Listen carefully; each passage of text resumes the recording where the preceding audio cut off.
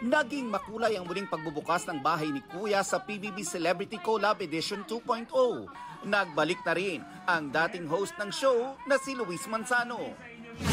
Eksklusibo na nating nakilala sa 24 oras ang 8 housemates.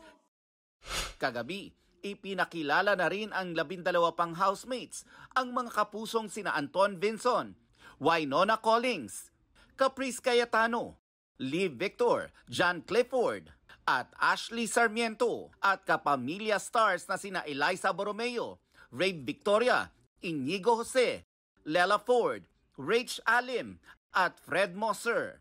Pagpasok pa lang sa bahay ni Kuya, sumabak agad sa unang task ang housemates na gumawa ng isang human chain para ilipat ang birthday cake para kay Fred na saktong nagdiriwang ng kanyang 18th birthday.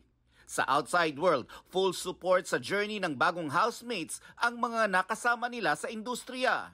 Rooting for Caprice, si Kailin Alcantara na nakasama niya sa seryeng Kambal Karibal.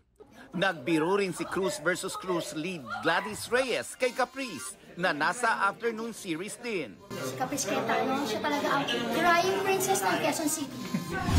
Support my baby sister naman ang mensahe ni Elijah Alejo na full support din sa kanyang makabarkada na sina Ashley, Marco, Anton at John.